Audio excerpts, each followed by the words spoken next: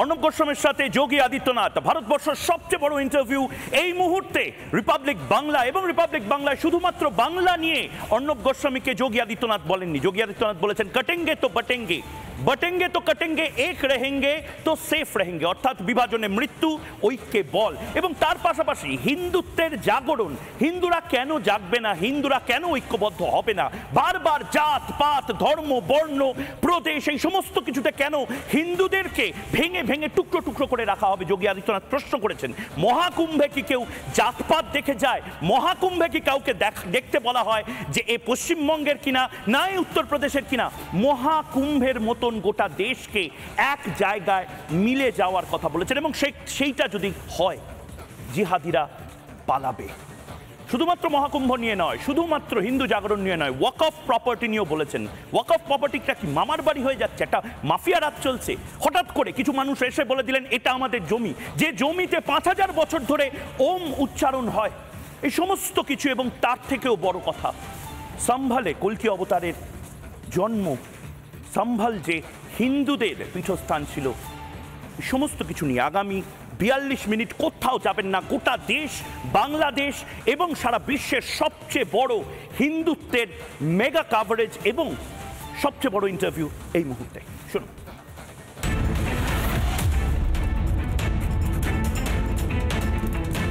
हम सब की ओर से, रिपब्लिक मीडिया नेटवर्क की ओर से, रिपब्लिक भारत की ओर से आपका बहुत बहुत स्वागत है हमारे इस आयोजन में। बहुत बहुत धन्यवाद योगी जी। रिपब्लिक भारत को इस कॉन्क्लेव के लिए मैं हृदय से धन्यवाद देता हूं। धन्यवाद योगी जी। योगी जी, 12 साल में कुंभ और 144 सालों में महाकुंभ। मैं चाहूंगा कि शुरुआत में आज आप अपने शब्दों में जितने रिपब्लिक भारत के दर्शक हैं उनको, भारत की जनता को और दुनिया भर में जितने लोग इसको लाइव स्ट्रीमिंग टेलीविजन पे देख रहे हैं, सनातनियों को महाकुंभ, इस महाकुंभ के महत्व के बारे में बताएं पहले।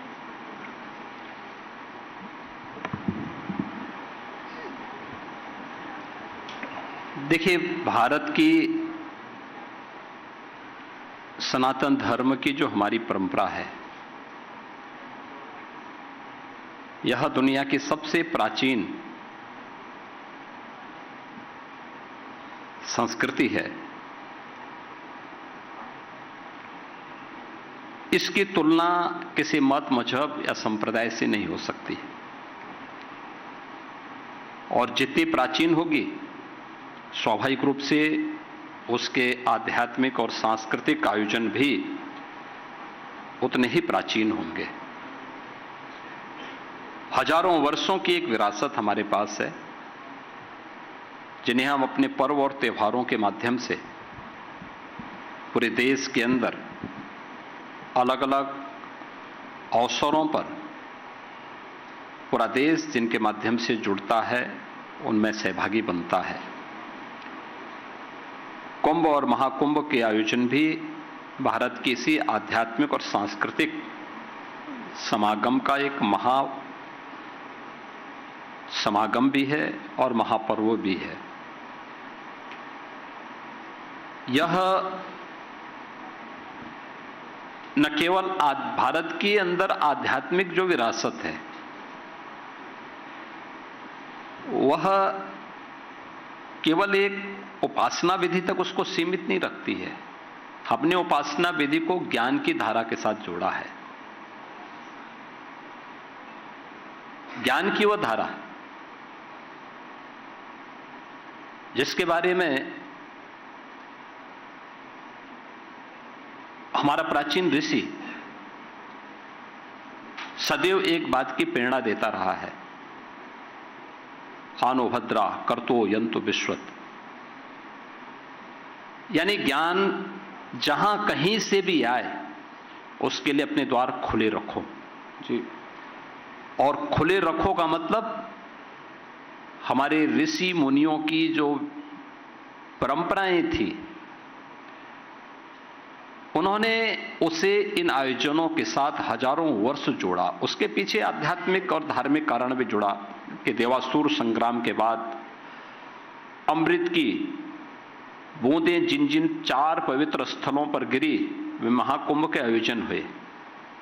लेकिन हमारी ऋषि परंपरा के लिए ये सब भारत की ज्ञान की इस समृद्ध परंपरा में चिंतन मनन के भी एक अवसर थे। प्रयागराज, हरिद्वार, उज्जैन और नासिक त्र्यंबकेश्वर, ये 4 महत्वपूर्ण स्थल देश के अंदर 4 अलग अलग स्थानों पर, 2 उत्तर भारत में, 1 मध्य भारत में, 1 दक्षिण भारत में, ये भारत को उन स्थलों पर पूरे भारत के ऋषि मुनि एकत्र होकर के भारत की एक उस समय की परिस्थितियों पर चिंतन करके फिर एक नई दिशा देने का कार्य उसके माध्यम से करते थे। और इस प्रकार के अनेक उदाहरण भारत की परंपरा में देखने को मिलते हैं। अगर आप देखेंगे कि महाभारत के पहले 5500 वर्ष पहले भी एक इसी प्रकार के भारी समागम का उल्लेख हमें देखने को मिलता है, जो उस समय की आध्यात्मिक विरासत को, भारत की विरासत को, जो आज वैदिक ज्ञान की परंपरा के रूप में हमें देखने को मिलता है, उसके बारे में चिंतन के लिए बैठा। क्योंकि सबको उस समय एक आशंका थी कि हमारी जो श्रवण परंपरा है, गुरु शिष्य की जो परंपरा है, हो सकता है किन्हीं कारणों से कभी बाधित हो गई। अब अवसर आ गया है कि हम इसे स्मृतियों के रूप में लिपिबद्ध करने का एक कार्य करें। और उसी को 5000 वर्ष पहले भगवान वेदव्यास ने चारों वेदों को संहिता रूप देकर के हमें प्रदान किया। लखनऊ के नजदीक नैमिषारण्य में ऐसे ही एक महाचिंतन शिविर का आयोजन आज से 3500 वर्ष पहले देखने को मिलता है। भारत का ऋषि सदैव ज्ञान की उस धारा का प्रतिनिधित्व करता रहा है जिसने समय समय पर देश को एक नेतृत्व दिया, एक नई दिशा दी, आगे बढ़ने के लिए एक नई प्रेरणा प्रदान की।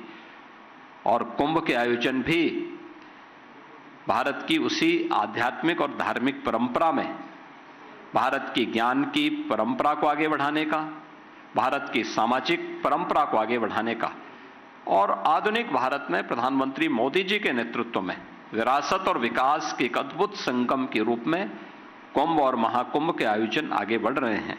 ऐसे ही प्रयागराज में हमारा सौभाग्य है कि आज से 6 वर्ष पहले जी प्रयागराज कुंभ के साथ हमें जुड़ने का अवसर प्राप्त हुआ था। और इस वर्ष महाकुंभ का आयोजन जो 12 वर्ष में आता है, लेकिन इस बार 144 वर्ष के बाद इस प्रकार के मुहूर्त बन रहे हैं जी, जो इस महाकुंभ के साथ पूरे देश को और दुनिया को अपनी ओर आकर्षित करने के लिए लालायित दिखाई दे रहा है। और उस पूरे आयोजन के लिए केंद्र और राज्य की सरकार ने मिलकर के अनेक प्रबंध किए हैं और उसको हम आगे बढ़ाने का काम कर रहे हैं। নানা ধরনের কন্টেন্ট দেখার জন্য লাইক করুন, শেয়ার করুন আমাদের ফেসবুক পেজ, সাবস্ক্রাইব করুন আমাদের ইউটিউব চ্যানেল। পাশাপাশি অন্যান্য ব্রেকিং নিউজের জন্য অবশ্যই চোখ রাখুন রিপাবলিক বাংলায়।